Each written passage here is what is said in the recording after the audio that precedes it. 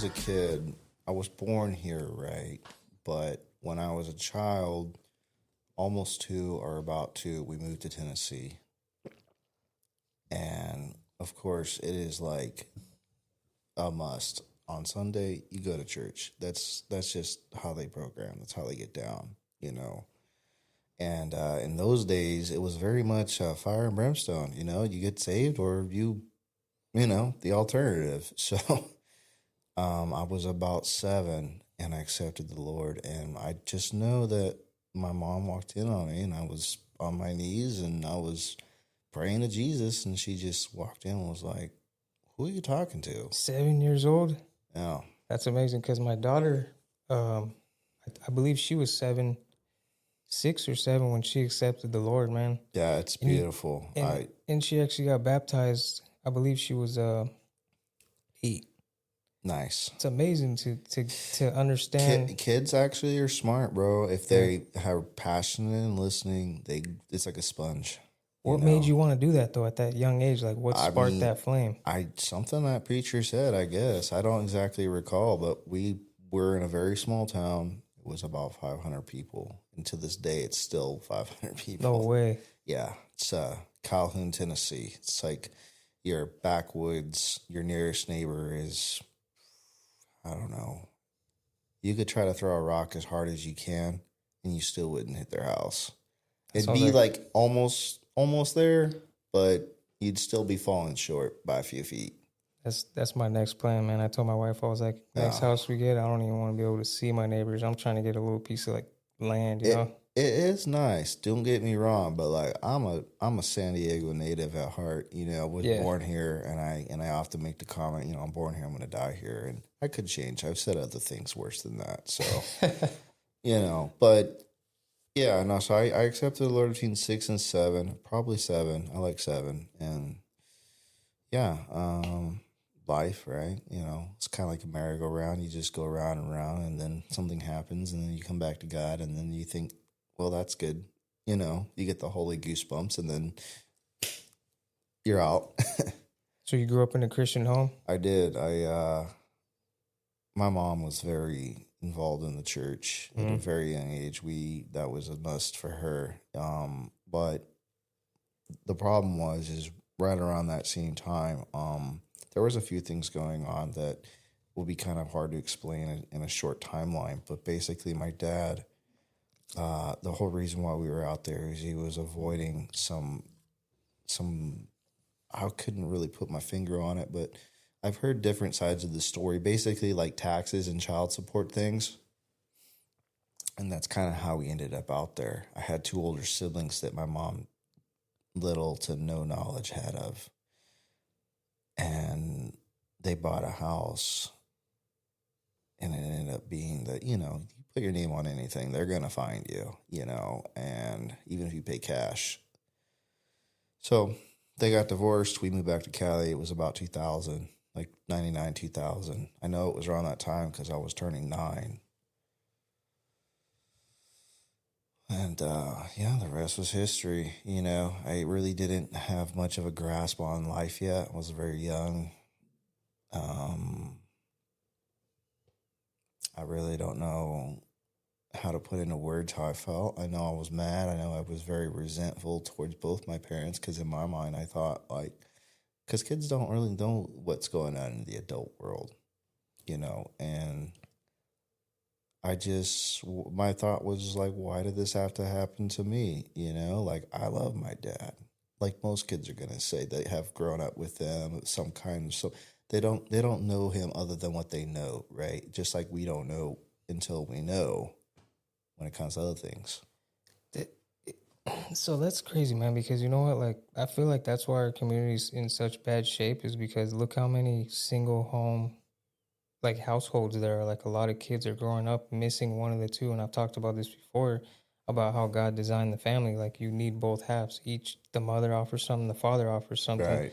And when you're missing one of those halves, like, it causes a lot of dysfunction in the family. Big time. And I feel like that's why Satan's always attacking men, because you remove the man from the family. Like, Absolutely. He's the head of the household. He's the leader. He's supposed to be the spiritual leader, the provider. Like, that's where it starts. You know what I mean? Like a head can't live without the body. That's how I think about it. Like you're the head Right. of the household. Like Christ is the head of the church. That's Absolutely. exactly how I see it. We're made in His image. You know, so I think that's why we're in such bad shape, man. Is because there's so many single parents out there, man. Well, I mean, like you said, men are supposed to lead the house, and I 100% agree with that. And being that I'm the age I am, I still remember a good portion of time where that was a thing in the 90s. I was born in 92, so I didn't get the full perspective, but I do remember things like Bill Gates, or not Bill Gates, but Bill Clinton and, MTV2 and all that, excuse me. And VH1, yeah. VH1, you know what I mean? And, Tony Hawk Pro Skater and all those things, right? And PlayStation when it first came out, but we're sidetracking. But anyways, my dad was an alcoholic for many years, and he worked a lot. He was a welder, and he was also a volunteer firefighter. Oh, really? Yeah, so That's dope. Yeah, so our town was 500 people, so they didn't exactly have like, the Andy Griffith show. Mm-hmm. It's like he's like the cop, and then he's like the dad, and then he's like the neighborhood friend. Yeah. It's like he's all kind of like multiple different hats. It's like that over there. It's like the same thing, So it's like they had like a volunteer firefighter force. He would drink on the weekends and when he had days off, and to him that's how he grew up. So it was like, what's the big deal? He didn't grow up in church. He didn't really have that desire.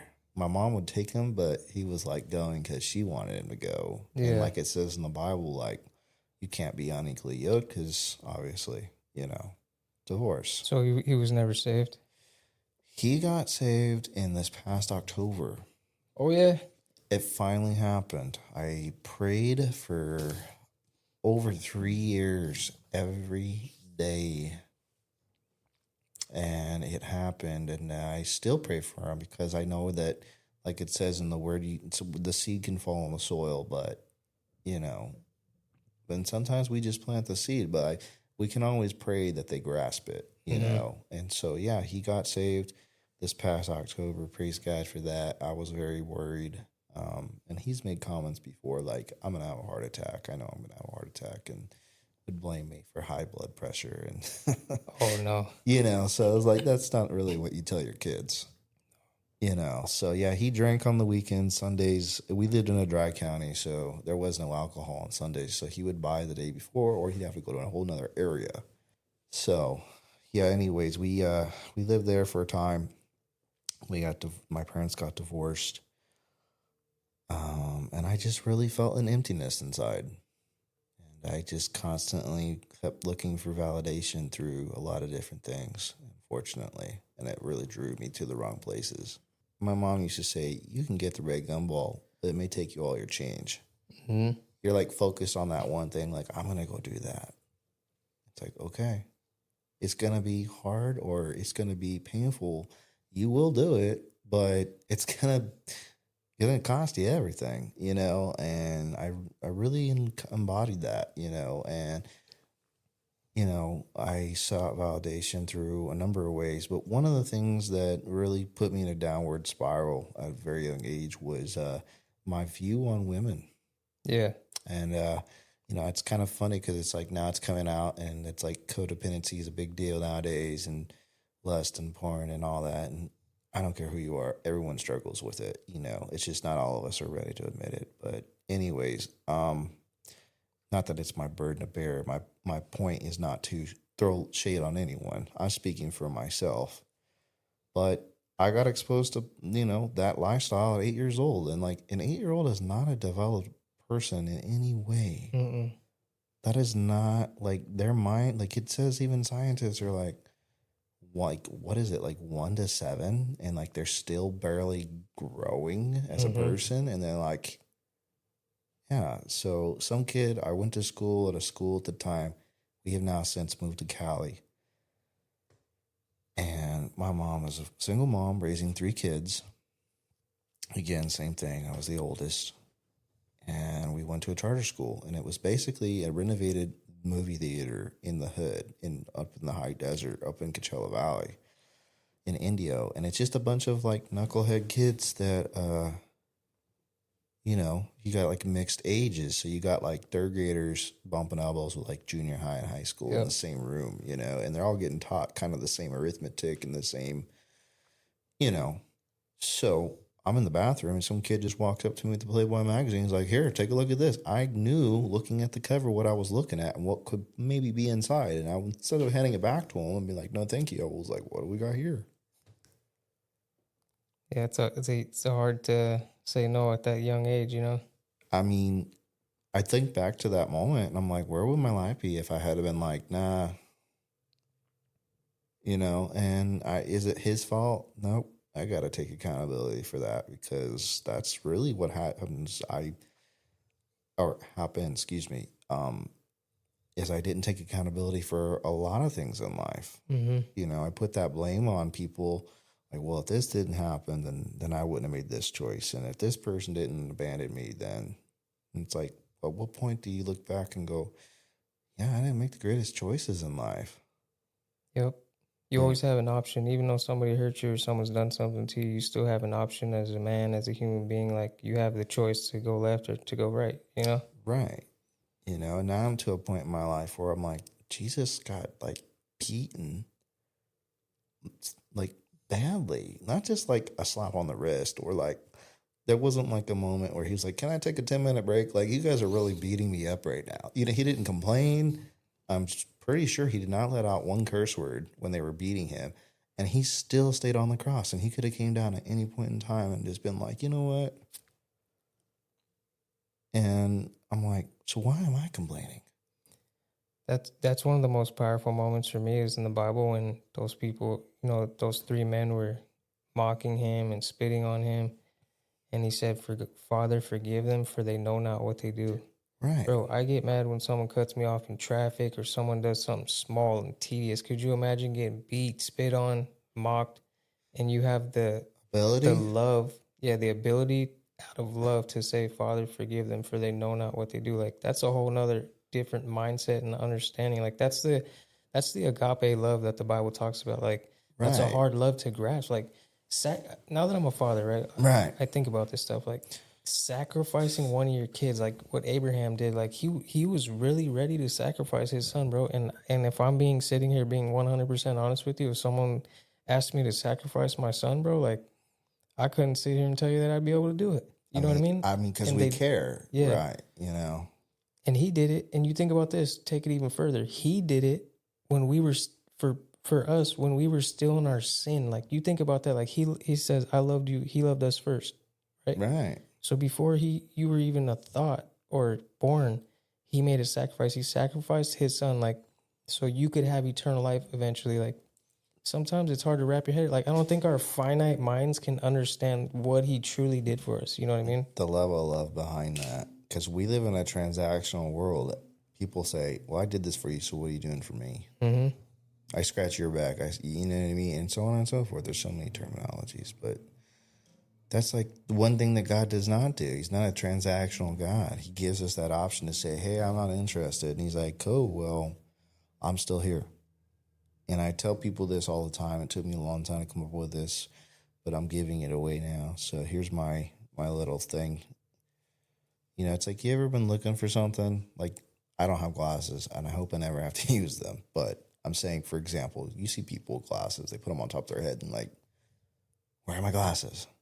And they're going nuts. And they're like, don't bug me, I'm looking. And you're like, bro, they're on top of your head. Or your keys or your wallet or your phone, or I could go on and on and on. That's God. He's right there, even when you're not even aware of where he's at or aware of what's going on or how much he's doing something, but yet you're shoving him away and going, not right now. That brings to mind kind of what I did majority of my life with having a void in my heart, a God-shaped hole in my heart, man. Right. Trying to fill it. And I told you this before. What it reminds me of is that toy when you're a kid, you have to match up the shapes, the triangle, the square, and the circle. You have a circle in your heart that's only God can fill, and you try to take money, women, drugs, whatever your fix is, and you're trying to fill this thing. And it's like you said, this is God is calling you because you're made by God and for God. So you're searching people search their entire lives and they never find what they're looking for, man. They're finding temporary fulfillment in all these things. And like I said, it's temporary. It's not Right. fulfilling, but No. it's fulfilling for, like when you're walking in sin or you're getting high, it's fulfilling for a couple moment. minutes. Yeah. And then it ends in misery, suffering, and you're chasing that one feeling that you got Right. from the first or the second time that you did it. And it ends in chaos, But Every like time. people don't realize, it's like you said, like the glasses on your head, like it's God that you're searching for, because it goes much deeper than that. Like we were made by God and for God. Right. And when you're not walking in your purpose and you're not living in your purpose and you Right. don't know God, it's hard to understand what that thing is that you're missing. You know what I mean? I love the podcast that you did with my sponsor, Travis Melville. And either you had or he had, so excuse me for not having the right person who said it correctly, but one of you had said, we're built with an innate desire to have a relationship with God, like you just said right now in another way. And it's true. And it's funny because like old people get it. But I used to think when I was a kid, like you guys are like on your way out. Of course you have a relationship with God. You know where you're going next. Like I got a whole life to live. Like I want to, whatever this is, let's get it cracking. You know what I mean? But like they were telling me, just like it's funny because the same things they're saying, I'm now saying. And you can't unhear what you heard. I mean, regardless if it's something you believe it or not, like I'm sitting here telling you right now, like if it wasn't for my grandma writing me all those times in juvenile hall, like God's going to use you, or God's got a plan for you, But like at that time, I was sitting in a juvenile hall cell going, yeah, right. Do you not see these four walls? I'm looking out this little tiny window, like I'm dressed in blues and like got the strap shoes on, like God's going to use me. Right. Okay. Well, why doesn't God use me to get out of here right now? So me and God could have that talk, and God met me right there. It's crazy, man. You think about like when God speaks to people in the Bible and they all did what we did. Like it's like when God calls you to do something, you're like me, you feel unequipped. Like you can't be talking to the right person, man. Like who was it? I believe it was Moses. God told Moses he was going to lead the Israelites out of slavery, right? Right. Could you imagine going to the most powerful dude like in Egypt and saying you're gonna listen? I got something to tell you. Could you imagine that assignment? I'd be like, me, dude. Like, are you serious? Right. You know what I mean? Like, yeah. And we do the same thing. It's our human nature. Like, I used to look at the Israelites and be like, what is wrong with these people, man? Like, you see all the miracles that they saw time after time after time. Like, hey, Lord, we're hungry. He gives them manna out of the sky. He gives them meat, like all these things. And every time they get it, they're on to the next thing. Like, and they're complaining. And they doubt God. I'm like, how are you going to doubt God when you saw literally bread fall from the sky? Like, when does that happen? Yeah, and I think about it, and one day it hit me. I'm like, that's us. That's human nature. It is. I get one thing, and then as soon as I get it, I'm already worrying. Off to the next thing. You know what I mean? It's human nature, and I never thought about that until one day it just hit me like a light switch, and I was like, that's me, man. I used to be like, these people are crazy, but that's human nature, right? I want right now. And as soon as I get whatever I want, because I think I deserve it, I'm already looking across the street like, well, I want that too if we're at it. Why? Because I want it. Well, explain to me what it is are you willing to do to get that? Because I would love to give it to you. But the thing is you're still holding on to whatever it is that you've got going on, And that's when I really started to do a deep dive is when I surrendered and my life started to change. But from basically 8 years old all the way up until 32 years old, I did what I wanted to do. And even though I got clean, like I still ran my own program, and I just was like, you weren't gonna tell me anything, and I had already had enough info, and I've been cured, and I'm gonna just walk around like I got it all figured out, and I read the Bible, and like, sure, go to church, sure. And it was like, but my walk was not that, and it's like I feel like we got part-time Christians all over the place doing the exact same thing. It may not be addiction, because we got all kinds of stuff going on. But we all are addicted to something called the word escape. And it could be, anything. Escape is essentially idolatry. Because you think about this. The Bible, see, people love taking this one scripture about money. Money is the root of all evil. Right. And they say, they don't understand that, like, there are many things in your life that you place above God. Right. That become And when I say idolatry, people think of like golden calves, like in the Bible. Right. No, I'm talking about food, money, sex, alcohol. Like there's a It's number, true. work. You could be addicted to work. That could be whatever it is that you're It's putting. a priority number one. Yeah, what you're putting first in your Right. life, that's your God. Right. That's what idolatry is, and that's what causes distractions. That's what causes you to slip, backslide. So people, people want to look at addiction or certain things as different from sin. No, it's all sin, and that's what I love about the Bible. It's very clear. Like sin is sin. It doesn't matter what your sin is. It's no different. It might be different, but it doesn't make it any worse or better. Right. It says you're guilty of all of them. You're guilty of one. You're guilty of all. I agree, and like it even says that in itself too. That same passage, like for all have fallen short, and for the wages of sin is death. So if that's the case, then that means there's a price that needs to be paid. Somebody already paid it. And exactly, someone already paid it, and it's freely given to everyone. But yeah, there's still people walking around going, "Nah, I'm good," and you're like, "Okay, well, good luck with that." And it just eats me up inside because once you've truly wrapped your mind around, like, here's my take on things. You know, going back to juvenile hall at 15 years old, I would have never pictured myself. Like, if I could have got a glimpse into the future somehow in some weird way, I never would have thought I'd be sitting here talking about my feelings, talking about my struggles, my experience, strength, and hope, you know? But God used everything I went through to just do that. And I went through, I'm not saying I went through more than the next person. I'm not saying I went through less than anybody, or like mine's up here and theirs is down there, or I'm not minimizing or trying to overplay anything. I'm just saying I was lost and now I'm found. And it took me years of hearing the same stuff and still going, no, thank you, no, thank you, no, thank you. And then it was like a merry-go-round. Because those are the only two, like when you're living that life, man, and you're not walking with God and you're living in sin, there's no, it says the end result of sin is death. And I love that it's very clear. It doesn't say there's a gray area. It doesn't say there's any way out. It doesn't give you like other options. Right. It says you got plenty of chances. Yeah, the end result of sin is death. Right. Sin leads to death. And it's very clear about that, man. You know, it's the scariest death of all. And I mean this wholeheartedly. I hope I don't freak anyone out. But the scariest death of all isn't hell. Because that's imminent, right? The scary death of all is not living in it now. Mm-hmm. You know? Or wasting your life. Like that's what I'm saying. Like, it's the reality of it is like, I know better and I choose not to. Mm-hmm. Well, I've already died then. Mm-hmm.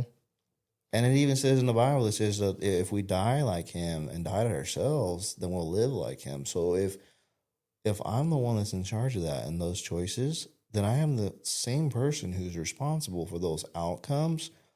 And I'm also the same person who's going to be held accountable in the end. So it's like, at what point do we sit back and go, I did that. That wasn't cool. And now I have to reap the benefits of that. But we live in this like society where everyone's like, it's their fault I turned out this way. Or the famous one, this is just how I am. And it's like, no, this is not how you are. Yeah, it's like that victim mentality. It really is. But that comes down to just Satan beating you down. And I've had that victim mentality, and I'm 100% guilty of it. And last year, bro, I was delivered from like one of the biggest lies that I used to tell myself every day that kept me trapped, you know, that I'm a felon and I'll never be able to. Well, that's a good one. I'm a felon and I can't get this job. I can't go do this. Like, so why try? Yeah. And so I beat myself up for years and years and years. Right. And lying to yourself.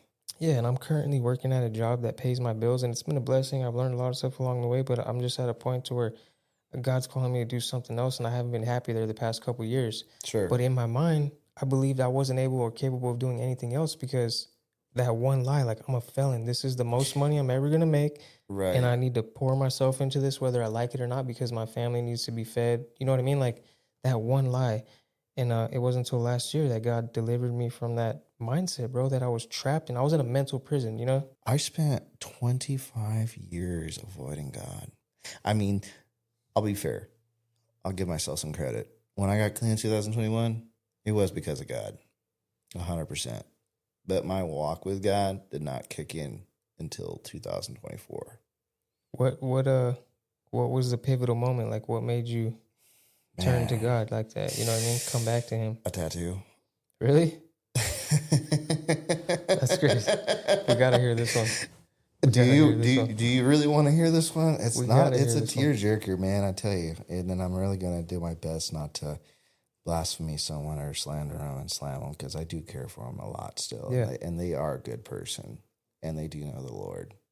And I did do it to myself, so I have to take accountability. Period. Mm-hmm. But yeah, and it wasn't that I didn't do this before. It was the statement behind it. So I have a tattoo above my left eye. Some don't know what it means, but it says Harley. And we had a very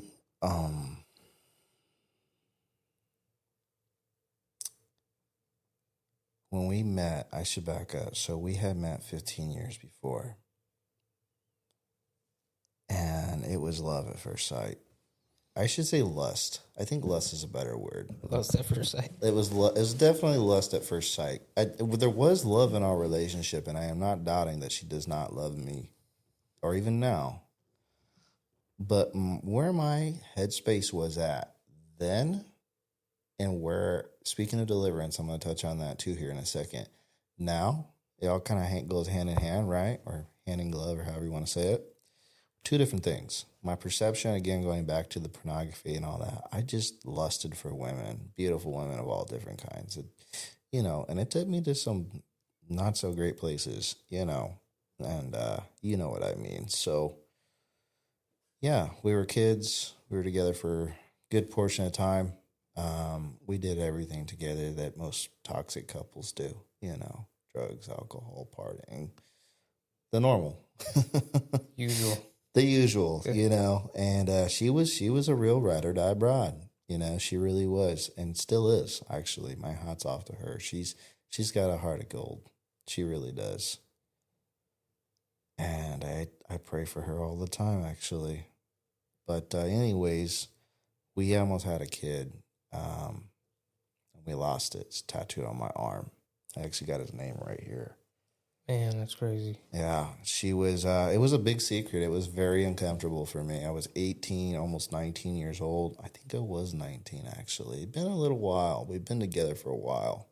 It's almost on and off for about a year and a half. My memory's not the best thanks to drugs and alcohol, but it was definitely a while. We lost our kid. She was pregnant, and it just put both of us in a bad spot. And there was some other things, some other baggage that we both, I won't say on here, but we both know we have to deal with. Mm-hmm. And so, yeah, anyways. So yeah, long story short, we parted ways relatively quick. I changed, she changed, we both changed. And it was 15 years in between from the time that I seen her last and last year in July on the 17th. It'll actually be a year this July. We came back into each other's lives. Oh, wow. Yeah, what are the odds of that? Not a smoke signal, not a nothing, not a cart, not a kite, not a, hey, tell someone nothing. It's crazy. Yeah, it was wild. I was actually at a church. I won't disclose which one. I have my own reasons for that, but we were at a church in East County, actually not far from here.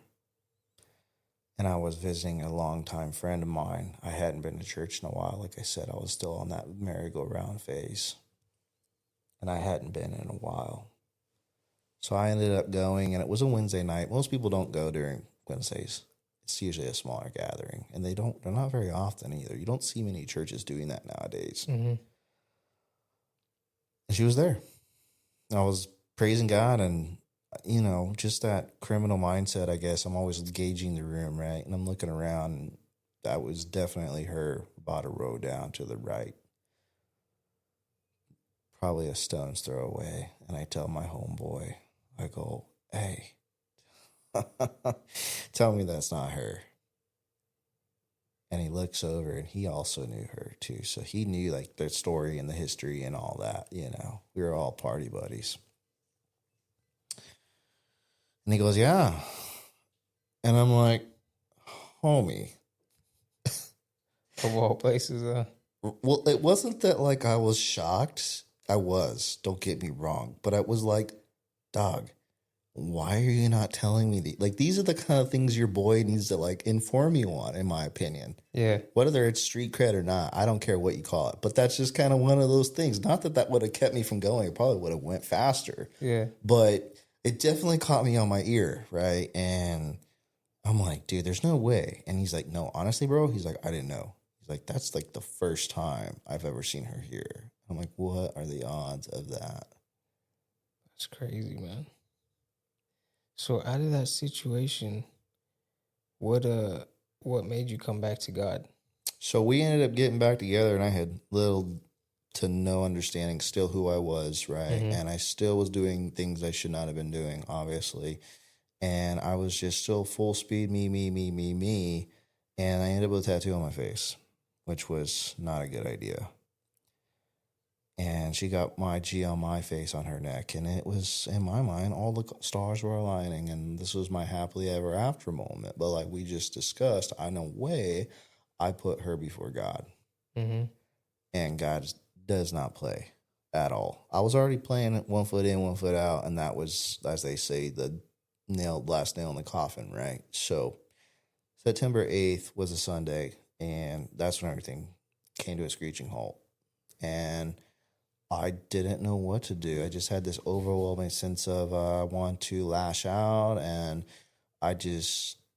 all these emotions that I probably hadn't felt in years, that I've been numbing, that I have not addressed at all, were coming out. And it was very similar to just like a death in the family. I just felt unworthy. I felt unloved. And that was something I dealt with my whole life. And it was all coming out at once. And so a few days went by, and I started going. Something in me was like, you need to go back to NA, straight up, and you need to go to church, and you need to like pull yourself up by your bootstraps, and like whatever it is you're gonna do, you're not gonna get high. Period. You know, you've come this far. It's time to get serious. So you were already, what was that, 3 years sober by that time? Yeah, but like I said, I hadn't worked the program. I hadn't done nothing to work on myself. So basically, I just avoid the issue. Anyone can do that. And I went to a CR at Legacy Church in La Mesa. And I ran into a friend of mine who's still a good mentor to me to this day. His name's Ramon. He texts me every day Bible verses. And I was at a CR in a midweek service, and I'm telling him my story. And he just looks at me and goes just like this with his hand. He goes, you need to surrender to Jesus. God used him in that moment. Bro, it grabbed my attention faster than fast. God speaks to you like that. People don't realize, man, like there's been times in church, man, when there's a sermon and I'm feeling like he's speaking directly to me right about my situation at that current moment in time, or I'm out in public and someone comes up to me and they say something and it's confirmation of something that I've been waiting for. Like God uses people. He sends his workers out into the field. That's what it's called, man. He sends his workers out there into the field when they're needed, you know? 100%. And oftentimes we go, oh, this person needs to hear this. I can't wait to tell them. I'm like, no, that's for you. Yeah. Yeah.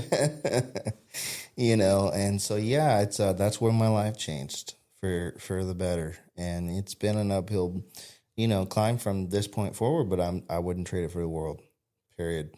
I have peace of mind now, and that's why I was getting high, and that's why I was chasing women and getting involved with certain individuals that, you know how it is, and that was the whole point. I wanted to feel love. I wanted to feel content. I wanted to feel joy. I wanted to feel peace. I wanted to feel all the fruit of the Spirit, but I didn't want to do the work. Yeah. I didn't want to have a grounding foundation where it required me to be accountable. Mm-hmm. And once I realized I needed that and it was life-changing, I was like, okay, buckle up. Let's do this. There's no going back now. There's nothing there for me. So let's go back. So you said some pretty important things. So number one, I'll touch on this one first. So let's go back to the pornography thing, because this is something that a lot of people, they really don't talk about. And I've had issues with pornography, We all have. And it's not, I'm not going to play it down, and I'm not going to say that it's unnormal or normal. I'm just going to say we're human. Yeah. It's the lust of the flesh. What does the Bible say? It says the lust of the eyes, the lust of the flesh. Like, right. It's ingrained in you. We're born into it. You know what I mean? It's coveting. Yeah, and it's only because of God's Spirit. This Spirit allows you to not give in to those desires. Your flesh desires certain things, and it's always going to desire certain things. It knows it's not going to heaven is why. Yeah, and that's your that's your daily battle. And Paul talks about that battle We so wrestle perfectly, not man. against flesh and blood, Yes. but a spiritual wickedness of the air. Ephesians 6:11. Yep. Therefore, take up the whole armor of God. So you're ready for the battle. Like, you're going to have fiery darts thrown at you all day, man. All day for the rest of your life. Every day. I was just talking to somebody about that last night. But I'm sorry, I didn't mean to cut you off, but No, you were saying pornography. So right. I mainly wanted to touch on the fact, like, what it does to your mind, because there's a lot of kids now that are exposed to it. Oh, it's even horrible. adults. But here's the thing, like, I'm a married man, right? Sure. The Bible says, if you're lusting after a woman in your eyes, You've in God's eyes, adultery you're committing adultery, right? And that's a lot of guys, you know, at work or people that I know, they don't see anything wrong with it. You know what I mean? And I think, of course not. And I think Satan uses that one thing, man. But I think the main thing that it does is it gives you this false perception on what sex is, you know, because when you're married, it messes you up, dude. I've noticed, like, it does something. And I also believe the demonic spirits you're allowing to come in when you're watching this stuff, it's demonic, bro. Plain and simple. Like, I don't care what anybody says, it's demonic. And I agree. And it affects your spirit, you know, it burdens the spirit. But in your marriage, or like married man or your girlfriend, like you're having this false perception of what sex is supposed to be. Like, sex is supposed to be between two married people, and it's supposed to be like a spiritual and like a holy thing. You know what I mean? It is. And the world wants to make you think that it's water it down, that it's a feeling. Right. And then if you're not happy anymore, you don't have to do it. You know, like, there's certain things that Satan uses, lies, man, to drag people through the mud. You know what I mean? I 100% agree. And I could talk to you about this topic all day long. In fact, before I go any further, I want to give a shout out to a friend, if that's okay. He doesn't have social media, but I'm sure I'll find a way to show him. I actually had some deliverance done on me today. Really? Yeah, and I can tell you it's real, and that was what it was from. Really? Yeah. I actually did a little, trial run with like one of those porn blockers or whatever, and I got about 22 days, and then I got a case of I'm not going to drop an F-bomb, but you get what I'm saying. Yep. And it was not exactly because I was like, oh, I owe myself something or whatever. It was that I let my now be the now, and that now has not got me anywhere good. And like the minute I did it, I was like, it's just going to be one time. And then it's like, but it does do something to you. It does. And the minute after you're done, you feel horrible. It's like, so like, you know, whenever you get those temptations, this goes for any temptation in my life, right? Drinking, drugs, whatever it is. When I'm having those temptations, I always remember that feeling. That's what I try to picture in my mind. And it's really, truly helped me to steer away from when you're getting pulled away. No, I don't want to do that because I don't want to feel this. And like, alcohol. Right. I've never been a drinker, man, ever in my life. I could drink and be my hat's off to you. Yeah, I've never been a drinker. I was always drugs. People would call me. Well, my hat's not off to you. I'd be like the DD, but I was high, Right, I was up and at him. Right, I was an upper guy. I get it. No, I was a downer guy, and obviously you can still tell. Yeah, I was an upper, so they knew I was awake. Come pick us up. I need a ride. You're like, sober. Absolutely. Yeah, I'm there. I'm outside, actually. Yeah, I've been here. Yeah. Where else are we going? Yeah, no. What's next? But I think about that, man. Like, when I get these worldly desires or these temptations, I think about the times that I did it, and I remember the feeling that I had. And I want to say, for anybody who's struggling for anything in your life, like, if you keep repeating the thing over and over and over again, remember that feeling that you had, the guilt, the resentment, like, towards yourself. And I try to remember it in that moment to get my mind away from the temptation. Right. And remember the guilt that I was feeling in that moment. And I know it's not worth it. Right. So, like, I'm going to kind of paint a word picture, right? So the way it's actually been broken down on a scientific level. If you do your research, even scientists are like tripping. Like, it's just so crazy. Like, God is like making touchdowns. We're straight up like the Patriots right now. It's good, but it's also, you got a lot of part-time Christians halfway. I don't half step. I know you don't either. But I don't know how, man. I don't know how. I don't know how either. That's why God loves addicts, because addicts we're all or nothing. We're either in or we're not. We're not gonna like fake it. It's like a blessing and a curse, because when I'm in the world, it's a curse, bro. Because I'm all out. I'm all in. Right. 100%. So like, you had said something about, that bond. So you actually do create a bond that I didn't know until after the person on my face and I ended, that there is actual spiritual contracts that tie to your soul, and they're called soul ties. Yeah, bondage. Bondage, and Yeah. like it For sex? You're saying for sex? Yeah. for sex, but not just with sex. I'm saying like it's this. It's like withdrawing, right? Yeah. It's like in the program. I hear it a lot, and I say it a lot. You don't have to get clean ever again. Just stay clean. Yeah. That's it. One time. One time. Like, is it a reality that we're going to slip up or have a thought or whatever? Yes. But it's the act on that thought, and it's the act on that impulse. That is where we go back to what you're saying. Like, nah, you know what?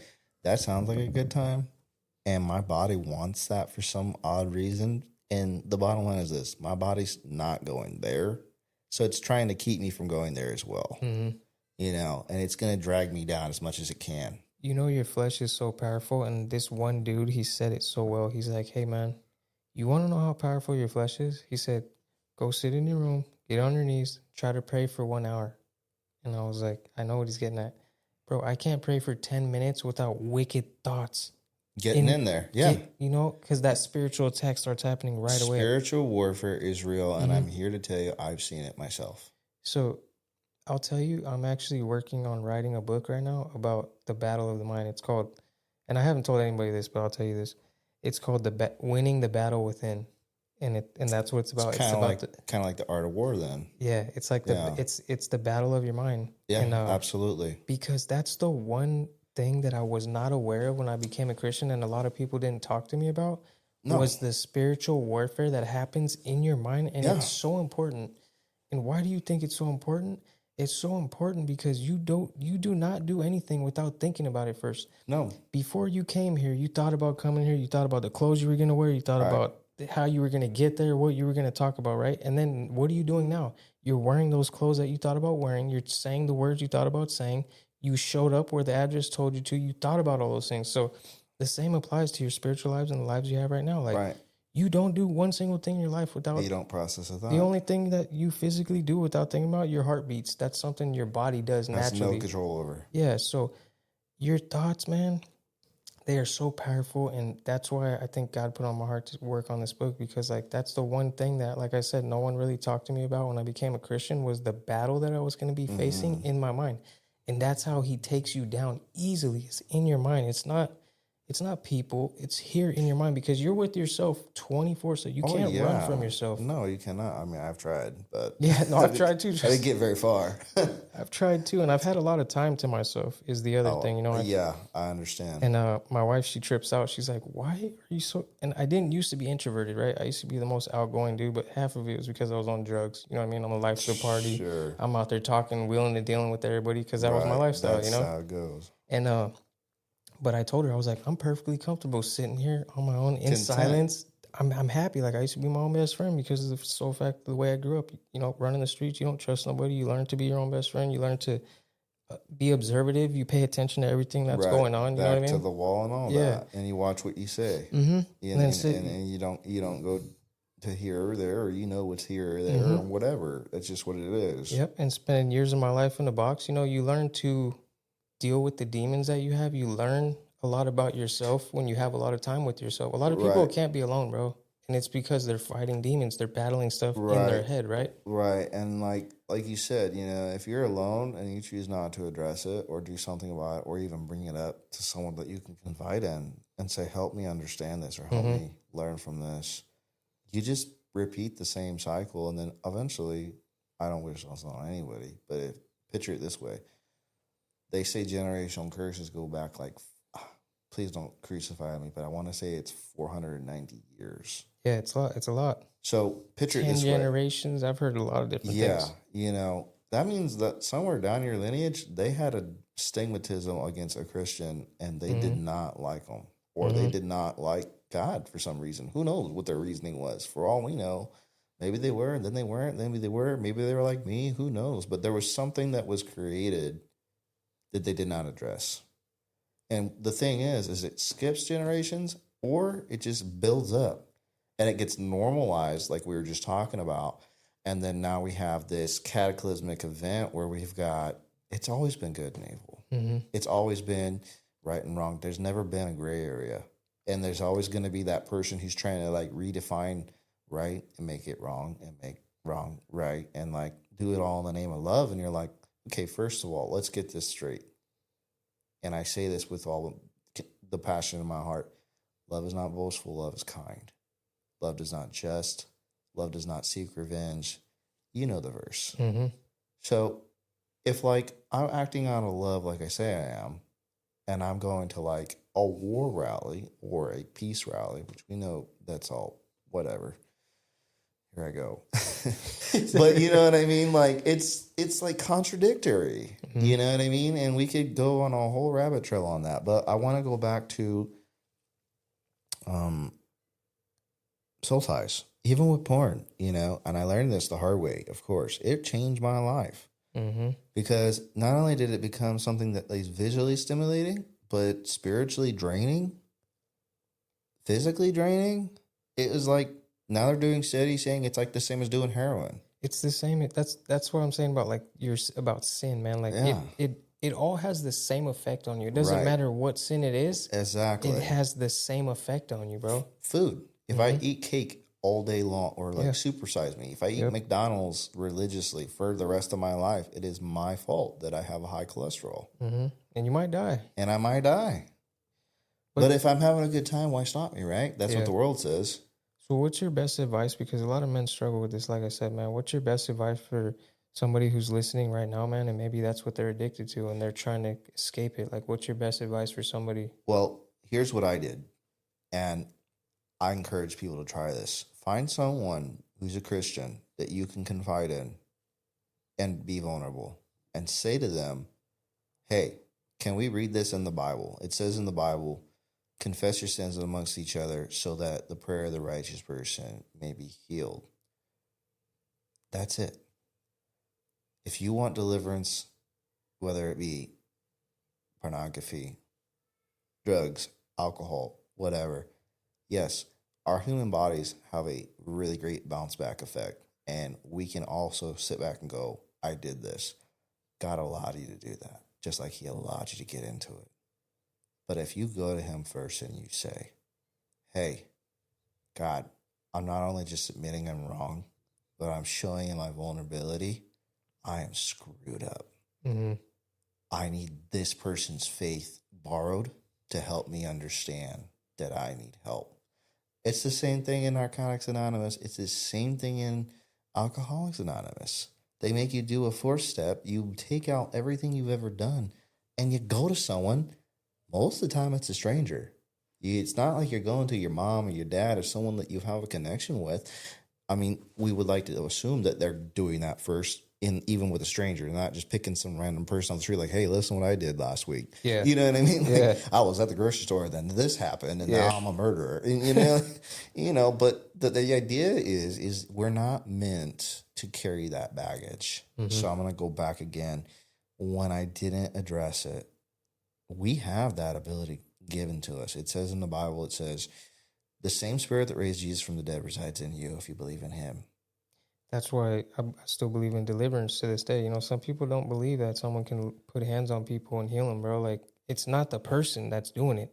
It's the spirit of God inside of them working through them. And the Bible is very clear about the spirit of Christ living in us. And that same power that healed the blind, the sick, did all those miracles, lives within. It's not you. It's not me. Right. It's the spirit within you has the power. Just like God gives me the power every day to not want to go chase all those things that my body and flesh desires. That's not me. That's why I can't take credit for where I'm at in my life, bro. Like, I mean, the only credit I can take is I surrender, bro. I came to a point in my life when I said, you know what? I don't want to do this anymore. I surrender, God. Here I am. I lay my life down. And that's why I like that other Bible verse that says, to die is to gain. I died to myself. And that's not a one-time decision. That's an everyday event. When I wake up, it really is. I choose to die to myself and not give in to all these wicked things that my heart desires and my flesh desires. Like that. So that goes back to the thing that I was telling you about, the battle of the mind, man. Like, every single day, my flesh does not desire to wake up, read my Bible, do the right thing, No.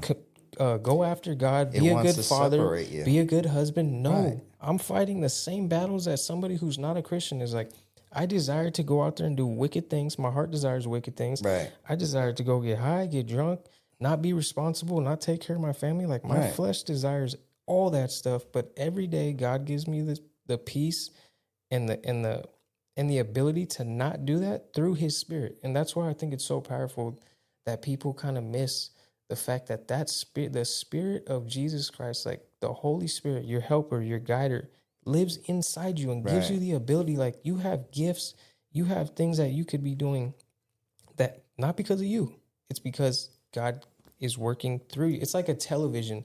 That Right. television without cable, right? Just a It's box. a television, bro. Right. We're televisions with no cable, Right. or a lamp with no light bulb. Right. You know what I mean? I want to say this one last time,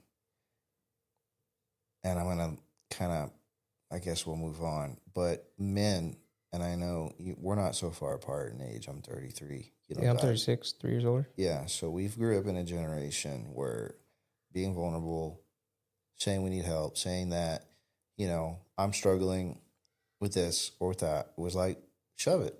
Just shove it down and deal with it, Yeah. And we don't realize that, but like I said before, you can't unhear what you heard. So even though you may say you're a Christian, you may say, God, and I don't doubt that to anyone that's listening, but if you're not being vulnerable and you're not wanting to grow and you're not seeking God first out of everything, then like you're just lying to yourself. And like it's okay to cry. It's okay to be vulnerable. Whoever said that was not okay, they're not okay. It's just they didn't feel comfortable saying they're not okay. And so they're trying to, it's like misery loves company. Yeah. And that's actually been on my heart the past couple of days is because I read that thing. This month is it Men's Mental Health Awareness, It is, bro? and it's kind of funny we're talking about this. Yeah. Well, it brings me to this point is I read about it. 80% of suicides are men. And it goes back to what you were saying, because growing up, I was not taught to, like you said, express emotion. It was not okay, to be a man, to be cry. You're supposed to be tough. You're supposed to suppress those things. Right. Suck it up, be a man. Like you hear all these things, and that's what led to a lot of my anger growing up, because I didn't talk about that stuff. This I thought this was normal. This is being a man. I don't talk about it. You don't Right. talk to other men about it. You know what I mean? Right. Like I'm sure your dad's dad was the same way. Like it goes back to the generational curses. You know what I Right. mean? Like somebody's got to break that. But anyways, being aware now that's all a lie. You know what I mean? Like Right. we're supposed to be expressing these things. We're supposed to have godly counsel in our life. That's the biggest thing, is having other Christian men. You got to have a community. It's like, in AA, NA, you have a community, right? I found a strong community in church, going to the Tuesday night men's Bible study. I've been going to that for like maybe 10 or 11 years. So I've met a lot of people. Oh, wow. Yeah, I've been going there for a while, man. So that's kind of, for me, I went to meetings when I was younger just to impress my probation officer and make her look like I was doing stuff. From the judge. Yeah, my heart wasn't right. You know what I mean? Sure. After I got out of rehab, I was able to just go get plugged into my church, man. Right. And like I said, I'm not a half stepper either. I give it my all. You know what I mean? Right. 100%. I fall short every single day. I'm not saying that. What I'm saying is like, just like I was, full blown in my addiction. Now I'm full blown into God, and I've always been all or nothing type of dude, man. But I went all in with God, man, and I started meeting people, getting connected, and I started building a solid community for myself. And that's goes back to your statement of, you're an easy target when you're alone. And that's why the Bible says, what does it say? A cord of 3 strands is hard to break. Ephesians. And it says when one person falls down, there'll be another person there to help him up. Like you need community, you need fellowship, you need accountability is a big one. Because I slipped in. There's been times in my faith when I've been stagnant, and I slipped in and out of church, and I avoided people because I'm going through something. Because when I'm going through something, I don't want to be addressed. I isolate myself, and I don't want to talk about it. I've always had anger issues, and the way that I deal with anger is I isolate myself. If I'm going through something, and then it leads to depression, and then here I am back in this wicked spot in my mind, this dark place. Yeah, you know what I mean? And I don't want to talk about it. I don't want to talk to nobody. It's how I handled it my whole life.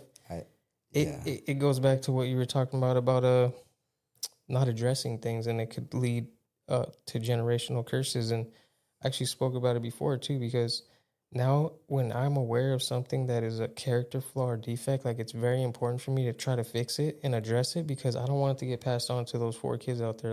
You know what I mean? Like, Uh-huh. I respect you for that dude, because it that takes you. I'm sorry. Go ahead. I'm gonna say something, but I want you to can double down on that because yeah, that's something that I think everyone needs to hear. it's tough, man, because I guess I should ask, how important is that to you? it is. It's very important because I realized at the age of 31, I told this story before when I was sitting in church and there was a dude in front of me holding his son, and the kid was just resting peacefully on his father's shoulder, and I broke down, started crying, bro, and I realized that I had never dealt. I love my dad, man. He wasn't around when I was younger, man, but he's there now. He's an excellent grandfather, man. He comes to every event. He wants to be there for everything, right? Right. But I had never dealt with that issue in my heart, bro. Like it was there in my heart, Like you were lingering. missing something. Yeah, it was in my heart and it caused a lot of issues because I didn't know what it was. I didn't know how to deal with it. It caused me a lot of anger, confusion, doubt. And that's what led me to want to seek approval and like you were Yeah. saying earlier. But I didn't deal with it. And I was 31 years old sitting in church crying, bro. And I have kids. Like, I didn't know what was going on. And I was like, you know what? That's what I wanted. That's what I wanted from my dad growing up. I wanted my dad to pick me up, hold me, tell me he loves me. That's all I wanted, man. I wanted Right. love from my father. You know what I mean? When I was a child, we're kind of going back and forth, but I think it's a good topic. So I want to tell you publicly, for the record, I admire that. That's where I'm at. I want. I mean, this is gonna sound like a worthy backhanded compliment, but like I'm envious of you Yeah. because what you have going on, I know it takes work.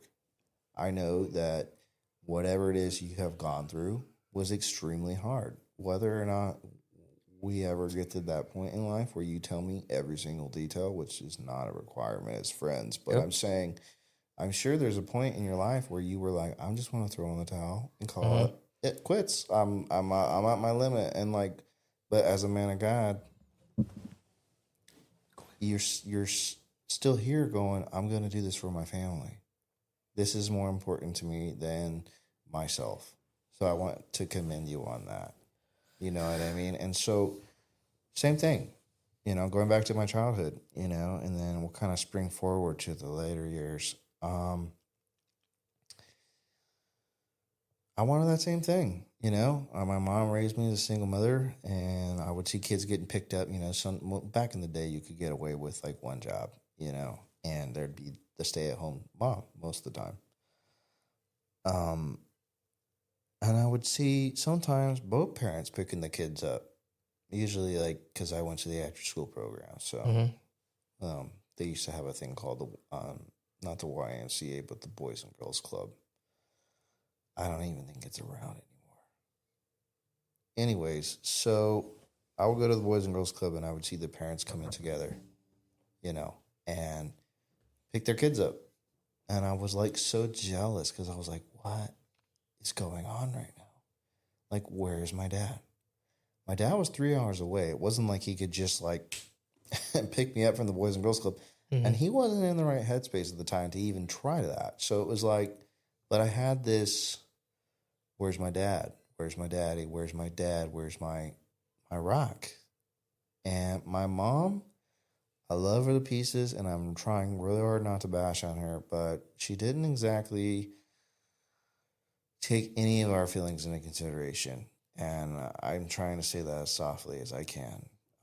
She moved on pretty quick. She got remarried and then got also remarried a few more times. You know what that makes me think of, and then I'll let you finish. When you said that, where's my dad? Where's my dad? Where's my dad? Uh, it hits deep, man.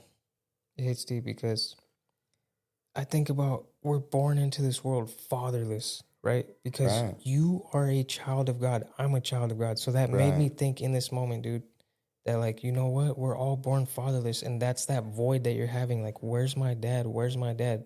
Your dad in heaven. You're searching for that I, feeling, that love, I was. and that's what kept me, like I've said it before, that's what kept me from going back to the drugs. I've been sober 11 years now, man, because Right. I felt that love and that peace. And I Right. was like, I'm home. Like, this is where I need to be. Nothing else can compare to the peace and the comfort that God gives you, bro. Like there's not, you can chase it all you want. It's It's there. sustaining. You know It what I mean? is. And yeah, you either have it or you don't. That's Yeah. the bottom line. And you'll know. I mean, I don't know how you said it. I don't know how else to say it.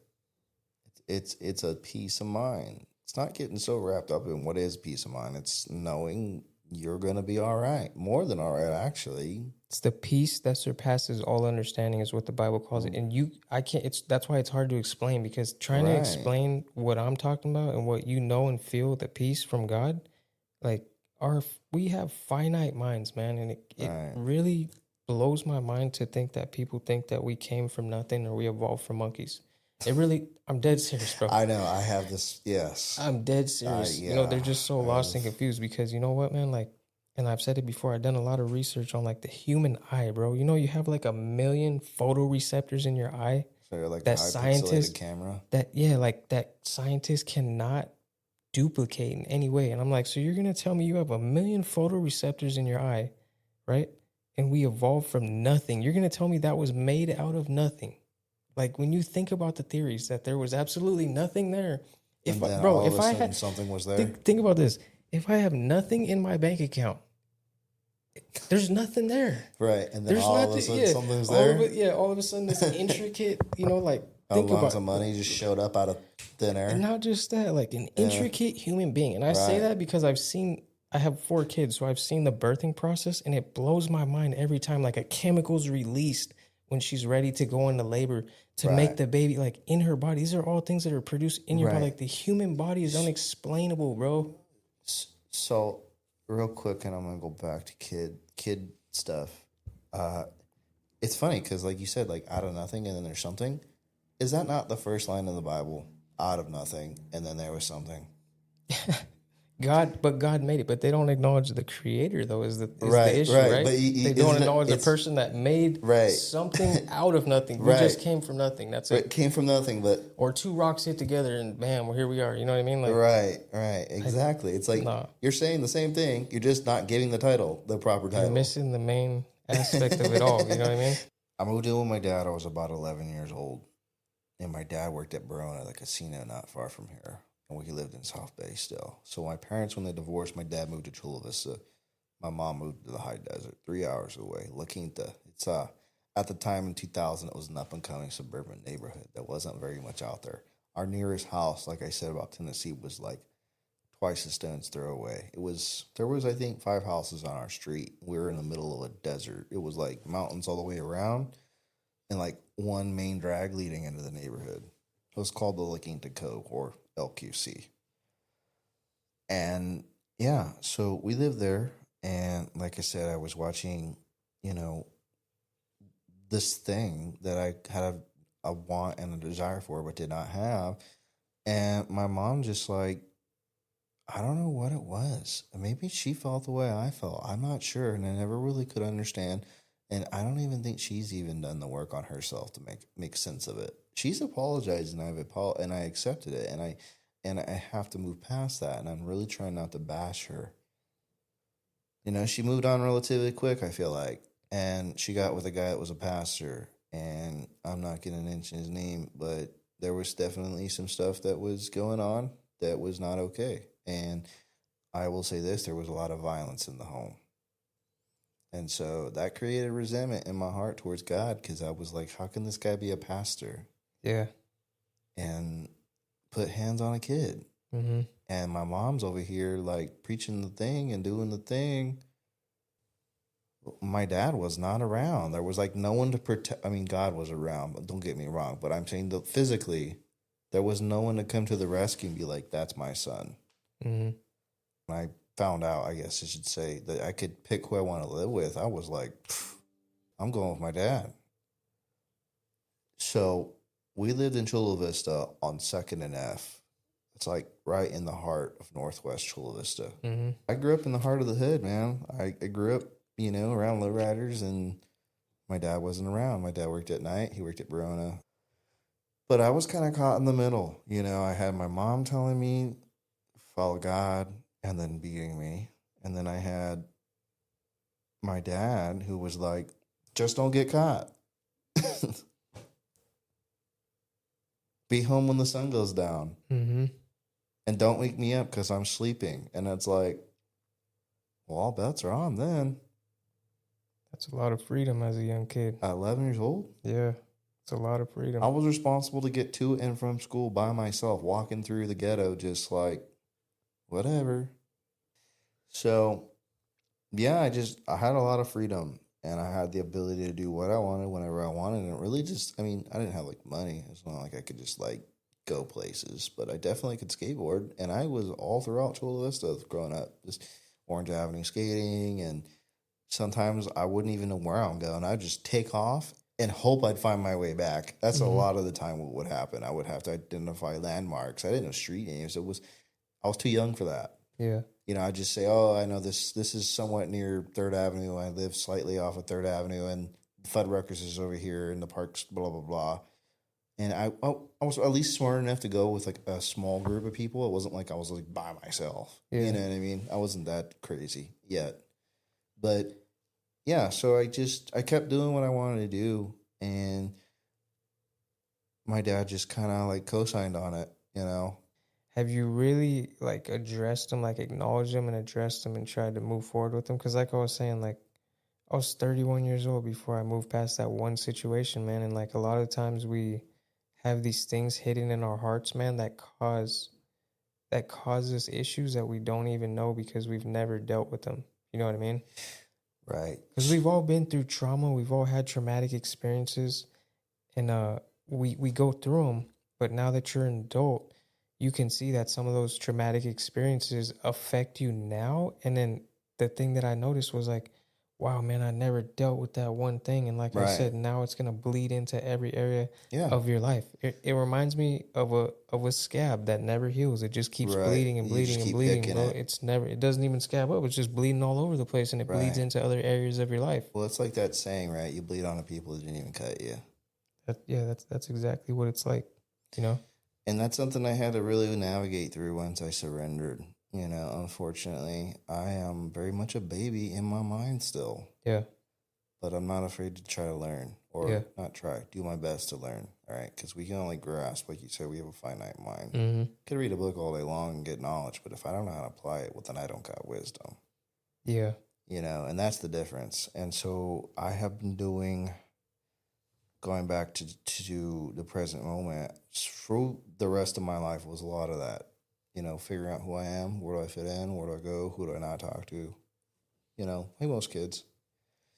And that was a struggle. But when I surrendered, a lot of things changed that I was not negotiating on for years. And people would point it out, and just a name offhand, like sagging your pants, or bandanas, or looking at women a certain way, or hanging out with these people, or you know what I'm saying.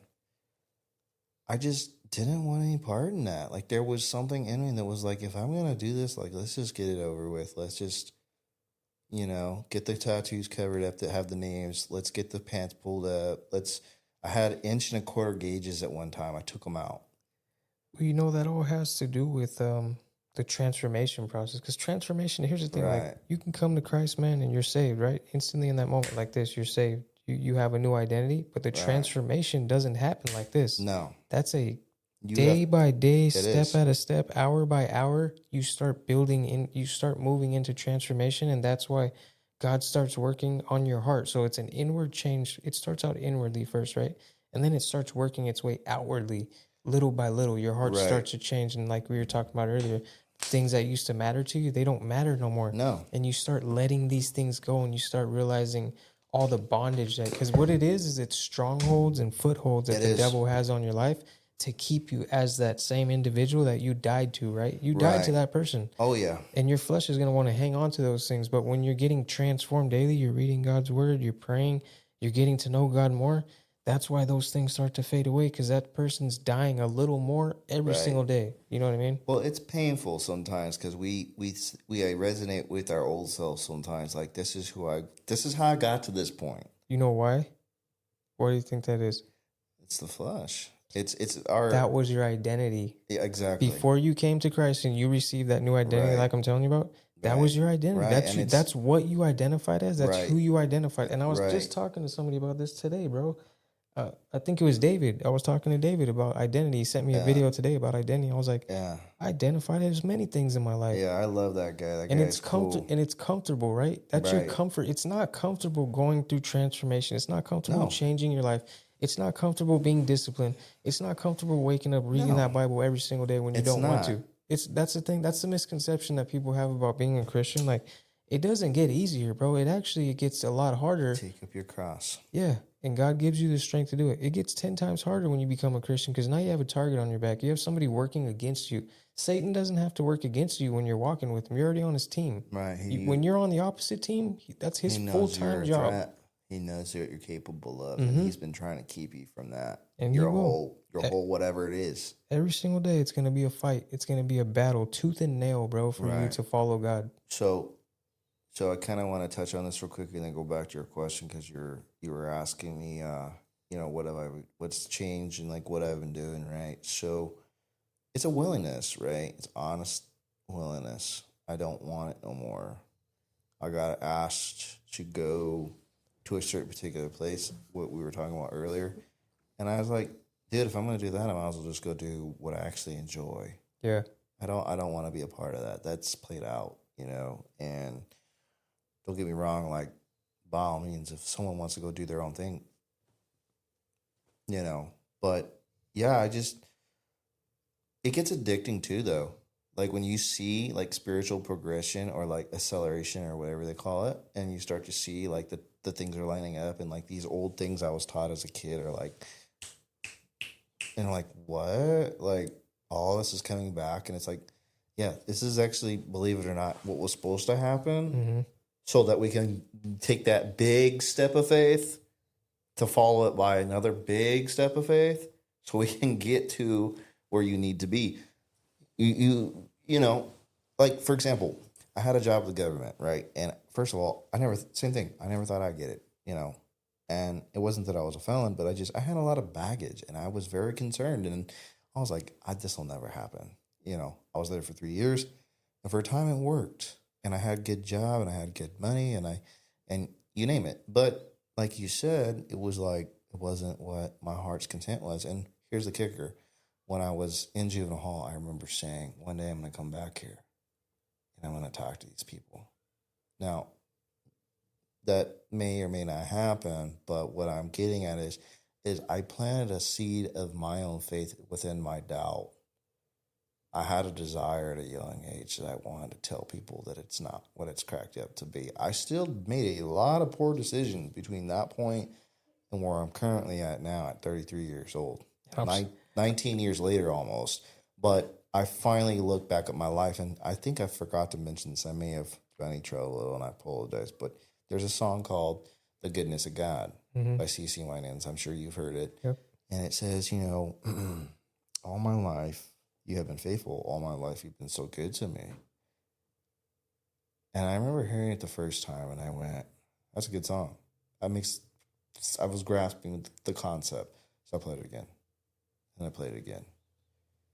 And she's just got such a beautiful way of painting that story in that song. And I think it was the third, maybe the fourth. I seen my whole life in like slow motion. People say like, see your life before you flash before your eyes before you die. I see my life flash before my eyes before I truly lived.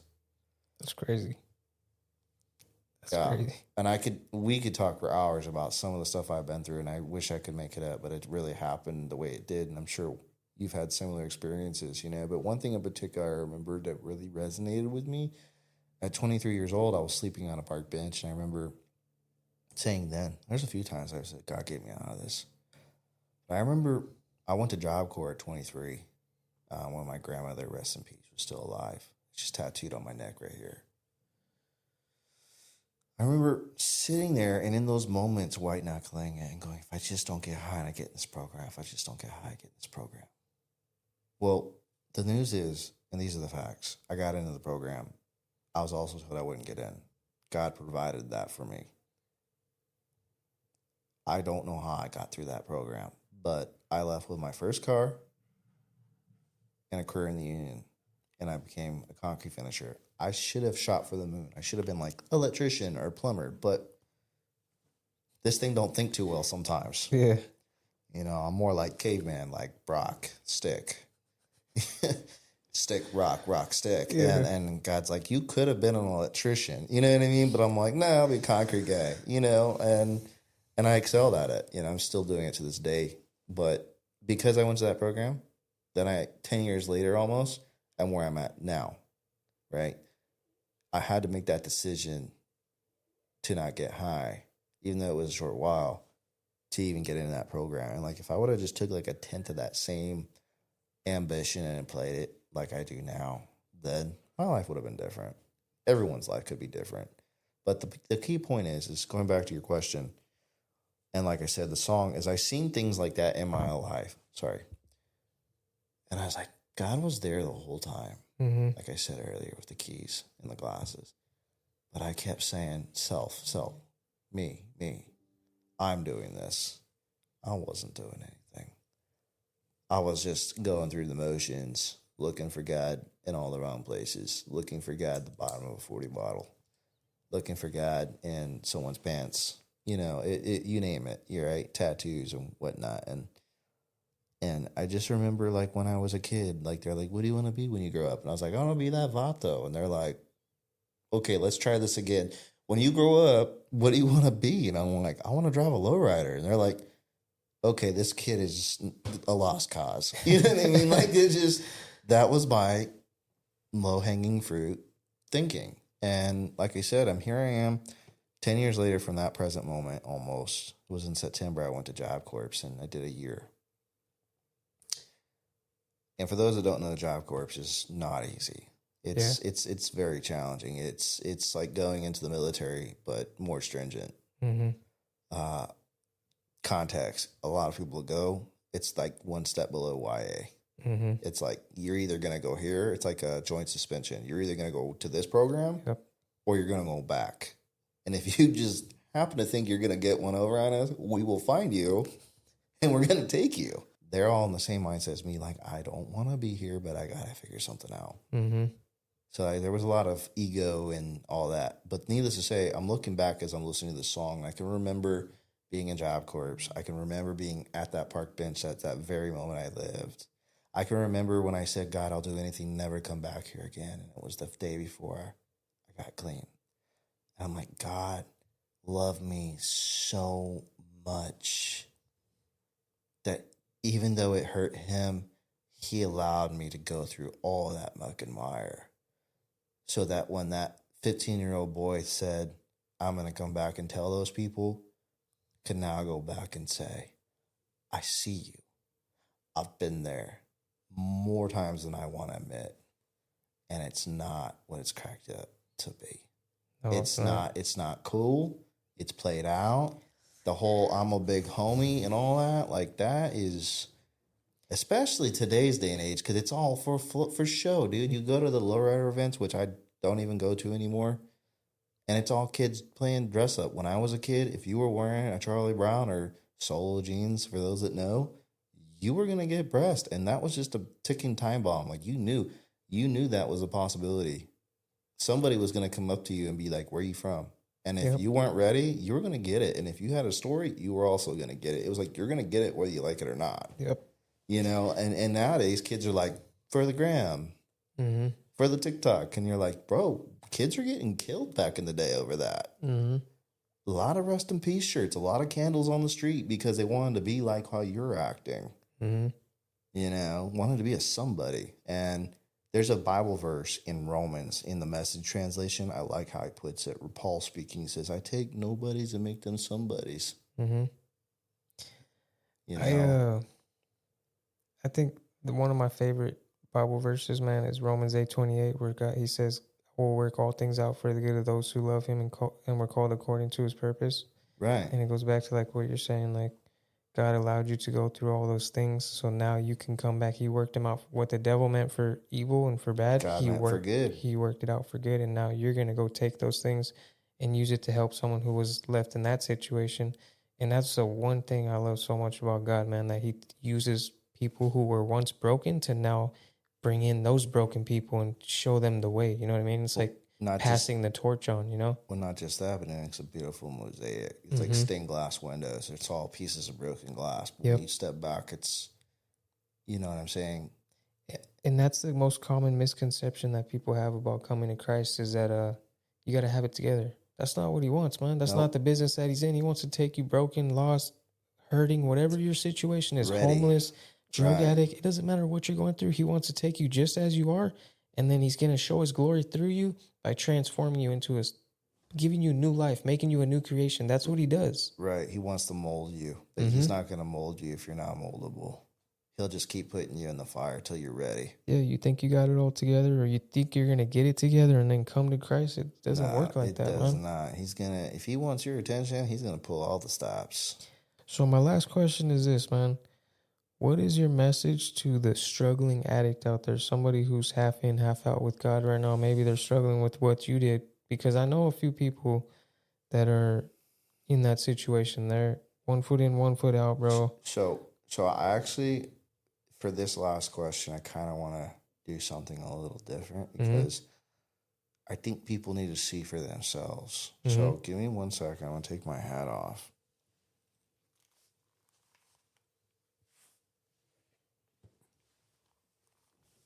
Okay. Again, I struggled my whole life with my identity. I struggled my whole life with who I thought I was or what I wanted to be. That's what we all do. There's not one person that doesn't know God that doesn't struggle with that. Once you know God, you know better, and that's the point, is to move forward. But for those that don't know God, that void we kept bringing up in that filling it never gets filled, for one. But once you're broken enough and you're ready, you will do anything. And if you just take 1/10 of the energy and the effort you put into getting high or looking for the next thing or person or whatever, then and only then, when you surrender to God, to Jesus, not just higher power, and you say, I'm not able to do this anymore, not able to do anything I'm doing because it's not working, clearly, or it's not working anymore. The time's up. God, would you help me understand what you want me to do? Will you help me surrender? I need to change. And let that be your heart's desire. It's not no half-step surrender. It's not like, okay, I said it, and then tomorrow it's back to the whatever. It took me getting this to get that through my head. This was this 4th or 5th name tattoo. Excuse me. I was having a moment. But yeah, 6 names and 4 women. That is a lot. Mm-hmm. But the point I'm making and why I bring this up with my hat off is so that people can see what's on my face. I'm embarrassed that I would go that far for another human being, but not go that far for God. Yeah. Because man will let you down every time. I'm going to let you down at some point or another. I don't want to. That is not what my intention is. But when we put expectations on people and we're like, you're going to do this, or I expect you to do this, and this person's unable to meet that, we have to remember that we're human. Mm-hmm. We all fall short. Doesn't matter who you are, pastor. Doesn't matter who you are. No, it doesn't matter. And so once we get that through our thick head and we go, okay, so if there's one thing I can pass on to that addict that's struggling, you don't have to get clean ever again. Stay clean. It's not worth it. Fentanyl is a huge epidemic, not just in San Diego, but all over the world. It's real. It's scary. I've known plenty of people that have kicked the bucket, punched the ticket, whatever you want to call it. It's not cool. It's played out. What I am going to say is this. I have a peace of mind now that I wouldn't trade for any high. Amen. And if you want what I have, which I know you understand and have as well as a man of God, you'll go to any lengths to keep it because there's nothing like it. There is nothing like it. There's not a girl, there's not a guy, there's not a nothing. Not a house, not a boat, not a car, not a lowrider, not a tattoo. I mean, yeah, I'll feel good for a moment, But my biggest thing I always had a problem that I didn't know I had is the now. Everyone's like, when I get this, or like you said, when I get to this point, today, make it today. It's not about tomorrow. I'm a betting man. I'm betting I'm waking up tomorrow. But we both know I could get in my car. God forbid, I go out. I get cooked, as some of my friends would say. But Yep. today, it means everything. So if there's something I can say to the addict and to the person who doesn't know God, invest in that. Ask those questions. Go to someone who you can trust and say, can you help me understand the Bible? Can you help me understand how to have a relationship with God? You know, because I have some questions and I'm just not able to grasp it. Like, who is this Jesus guy? I didn't do that until I was 32. I spent 25 years in here, and it's not somewhere I want anyone to be. Mm-hmm. Suicide, homicide, it's all the same. That's my emotions. It was either way up here or way down here. And now I'm not saying I'm plateaued, but my life is pretty mellow, you know, because my contentness and what I have now is not in man, it's not in a woman, it's not in this world. It's Nobody in can God. take it. Nobody That's the can difference. take it. The only way that they can take it is if I say, here, it's yours. Yeah. And that's sobriety for me. So I don't know if that was kind of hard to understand, but surrender. That's the bottom line, you know. And if you really mean that and you really want that, it's available to you. It's not rocket science. I mean, you go to any, like I said, NA, AA, Celebrate Recovery. There's so many programs out there. I've even heard about codependency programs, and they even say it, you know. And it's all derived from the Bible, James, the Book of James, you know. And we were just talking about that. Confess your sins amongst each other, so that the righteous prayer will heal you. Well, there's also a catch. I have to have faith in it as well. Amen. Like you said, deliverance. I have to believe that God is bigger than my issue. God is bigger than my anxiety. God is bigger than my fear. And God's in control. May not be the outcome I want. May not be how I think it should happen in the now. But I know this. God is good. If you're still breathing, if you're still able to keep up with us in this podcast and you grasp something, know this. God's not done. Period. Jeremiah 29:11 says, "For I know the thoughts I think towards you, thoughts of a hope and a future." But but the catch is this: you got to read before and after. That's what I tell everyone. 11 through 14, to paraphrase, says, "And when you seek me," God speaking to the nation of Israel, which we are inheritors of their promises and their blessings. Amen. It says, when you seek me above everything else, and I'm priority number one, I'll be found by you, and I'll put you where you're supposed to be. That's it. Amen. And you'll know there's a God in heaven. Period. That's enough for my entire lifetime. Mm-hmm. Am I saying don't go to church? No. But know this. That's in the Bible. If you don't believe me, look it up. I tell people all the time too, man, like if you're an addict and you're struggling or you're on the fence about God, I tell them this: what do you have to lose? Right.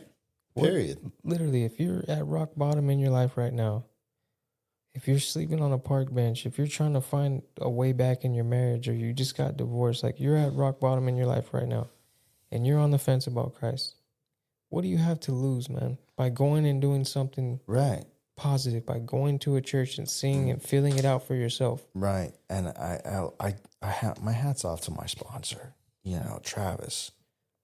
Like I said before, Travis Melville said something that I loved. And I have another friend that said something very similar. He says, I didn't go to God because I wanted to be a Christian. I went to God because I wanted to change. Mm-hmm. They knew where to go when they needed the change. Right. And I've even heard someone else say, that way I can be held accountable for what I do. Mm-hmm. I don't have that, oh, I was high, or oh, I was not in my right mind. You know, that's where that happened. I can honestly look someone in the eye and go, I messed up. Yep. I need to take ownership over that. So that's when I say, and like, you never have to get clean ever again. Like I said, 25 years was spent knowing the truth, having people praying for me, like I'm sure many people are doing out there right now for their nieces, nephews, grandsons, granddaughters, sons, daughters. And they're just like struggling. I see it all the time. Mm-hmm. And it hurts me. It hurts me big time. And like, it's It's terrible. It's a terrible feeling, but I have a tremendously great relationship with my grandma today.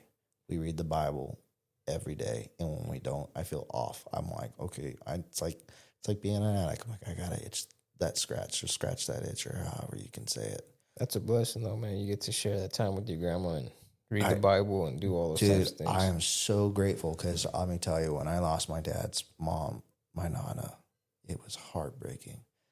And it happened the day before I was supposed to take her to breakfast at that. Oh, no. And I had just started to complete my program at Job Corps and had a car, and I was going to go pick up my car and then take her to breakfast. I had a little pocket change. She had a heart attack the night before, and I would, if I could go back to that day, that very last moment I seen her, I would have hugged her just a little longer. 2 days later, she kicked the bucket. That's crazy, I was dude. supposed to see her. I seen her on Wednesday, and that following Saturday, I was going to take her to breakfast. I'd never seen her again. She had dementia before, so she was in her right mind in that moment, and we had a very heart-to-heart reconciliation. I told her how I went back to school and I was doing the right thing, and she told me, I'm proud of you, Mijo. At least you got that, you know? She did. It makes me want to... At least you got that moment with her. I today, like I was thinking earlier, and I was like, she'd be so proud. She just, my grandma, my dad's mom, she loved the Lord too. She really did, you know. And I remember when we were kids, she'd say your prayers, you know, say your prayers, mijo, say your prayers. And I go, okay, grandma, okay. Good news is you're going to see her again. Oh, absolutely, bro. I mean, yeah, that's a topic for another time, but I love my nana. She's the best. So I don't know if like anything I said was resourceful or useful, but I appreciate your time. It was very awesome to be here, and I'm working on it, showing emotion, but I'm over the moon. Really, yeah, man. Truly, I really hope that I wasn't too abusive on language or bashing people. I think this was a good episode, man. That's the thing about doing this is I tell people is while you're doing these, you're healing, bro. Like I said, there's things that you talk about on here that you may not have even been aware of that were affecting you. And as you're talking about them, you're dealing with it. You're healing. You're understanding some things about yourself, you know? Right. And that's what I love about doing this, man. And I thank God for giving me this vision and calling me to do this. Not even the platform. Right. I was suffering, dude. Like last year, man. I'm telling you, like at my job, dude, just miserable. I stepped outside of my purpose. I didn't have a purpose, bro. Like my purpose was to wake up, provide for my family, go to work.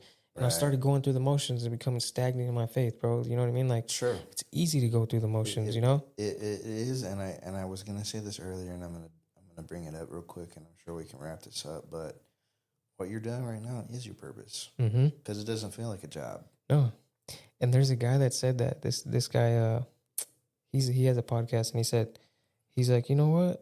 Your gift is a thing that comes easy to you. He's like, what's the thing that comes easy to you that when you're doing it, you lose track of time? Like, and I'm like, I love talking to people, sharing, like, and I had this revelation from God. I was sitting over there in front of 7-Eleven because I was praying.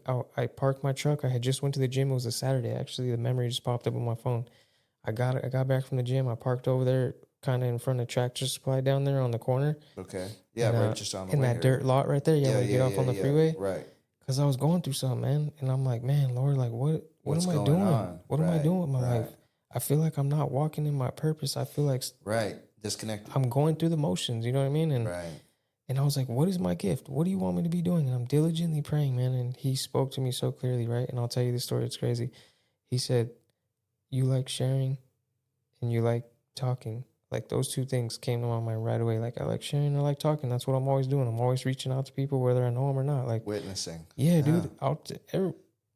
Everybody that knows me knows my story for a reason because I'm an open book.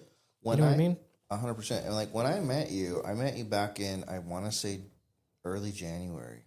We were doing that very, very, very first Bible study at Travis's house. Travis's, yes. And you actually gave out devotionals. Mm-hmm. That was the coolest thing. I Like, you do cool stuff all the time, obviously, but I'm saying seeing that right in that moment, it made me not like think of myself. How do I say this? Like, it made me feel like I wasn't the only one. Yeah. Because sometimes we feel like that. Sometimes we're like, am I the only one that like cares? Yeah. It gets tiring, and then we have to realize we're not the only one. God's the only one. Amen. And we're only able to do so much. Sometimes, where were you when I was hungry? Where were you when I was thirsty? When did you visit me in prison? Mm-hmm. And they all said, when were you ever there? We do it without even realizing it. And that's how we know it's our purpose. Mm-hmm. Because we're not going to God like, did you see? Did you see? Did you see? Telling everyone, you can't believe this happened today. It's irrelevant. Yeah, it is. He keeps no record of right or wrongs. He doesn't say, well, today you did a good job. Yesterday not so great. Tomorrow I'll try better. That's us. All right. And God tells me I like talking, I like sharing. And the word podcast just came into my mind. I was like, podcast? Right. No way. You know what I mean? Like you get back to that thing like I'm not equipped. Like how am I going to do that? What is it going to look like? Because you don't know what you're headed for, right? Right. So a week goes by, and I came home and told my wife, I was like, hey, babe, God just revealed to me that my gift is sharing and talking to people. Like that's what I love to do. I told her, because I hadn't thought about it in years, because I was trapped in this mental prison that I was going to be a construction worker for the rest of my life. And that's the best I had coming. Straight up. That's what I thought in my mind, right? And so the following Monday, I let it go for the whole week. I was thinking about it. I'm like, this can't be. And I let it go for the whole week. Monday morning at 4:30 a.m., a dude that I haven't talked to in years calls me. I know him from Las Vegas from my past. Hey, bro, I just want to let you know, man, you need to start a podcast. And I'm dead. I believe it. Bro, no, like when God wants your attention, bro, it's just what it is. It's just what it is. 4:30 in the morning. Look, I got chills talking about it because I believe you. I was can like, see it. I'm like, yo, I believe it. Confirmation, like a podcast. Like you're like, dude, it's Monday morning at 4:30, bro. Like, I'm not even awake yet. Or if I am, I'm barely processing. Yeah. Like, and I haven't talked to this man in, bro, I haven't talked, and I don't talk to him on the regular. It's not like, it's not a regular situation. You know what I mean? I know. Yeah. There's a difference between divine calling and our will. And I learned that the hard way because I'm a natural rhyme spitter. I sent you something. Yeah. I can put together some rhymes. It is not a challenge. But there was a time where I was very convinced of that. I was like, I'm a rapper. I mean, maybe, but I also told myself when things started to get weird, I said, and when weird, I mean like things were just not lining up. I said, but what's the whole point behind my music? Yep. What is it is it look at me? Because like my music's my testimony. It's not like I'm just like gangster rapping, thinking about whatever, glorifying that lifestyle. It's quite the opposite. And he said, well, if I'm going to do that, I got to walk it out. It's not just hanging out in the booth. And there's actually a rhyme where I said, I'm the same from the streets to the booth. I'm the living proof. Mm-hmm. And that's been my motto ever since. I haven't been in the studio since November. And I've had people hot on my tail recently saying, you got to get in there, And I'm like, I don't got to do nothing. I'm good now. I'm good. Like, when God says it's time, and I'm sure he will eventually when it's out of my system with this pride and ego kick I was on, I'm working on right now. In the meantime, I'm going to invest in the houses. I'm going to go to the meetings. I'm going to go to the churches, and I'm going to hit the streets because that's where the music is supposed to go anyways. And if I ever get the chance to go back, great. But if I don't, then my testimony will speak for itself. Amen. So out there reaching the lost. I mean, I make every attempt I can. I can't say everyone's on the Jesus train that I talk to. Sometimes people resent me. Sometimes I'm too much. But I always tell them, Jesus is the reason. Amen, dude. So. Well, I appreciate you coming on today, man. And we had a good episode, bro. Of course. I'm going to go ahead and pray us out, man. Absolutely. Father God, I just thank you today. I thank you for today, Lord. I thank you for fellowship, Father. I thank you for Brother Gary coming on here and sharing his testimony, Lord. I can see you doing a work in his life, Father. I pray that you continue to shape and mold him into the man you want him to be, not the man the world wants him to be, Father. I pray you continue to shape and mold both of us in the direction that you want us to go. Help us to not give in to the flesh daily, Father. Help us to walk in your will, Lord. Help us to seek you. Help us to keep knocking at your door, Lord, seeking wisdom and guidance, Father. And I pray you continue to use us in a way that will help others turn their eyes to you, Father. That's what's most important, Lord. I know every single circumstance that we've been through, Lord, every situation, every person we've ever met, Lord, nothing is insignificant in our lives when we're walking with you, Father. They all have a specific plan and purpose, and they're for your purpose, Lord. Help us today to keep our eyes on you, Father, not get distracted with the things of this world. They're all temporary, Father. They're all going to fade away, Lord. You're the only thing that's eternal. You're the only thing that'll never fade. And I thank you for that, Lord.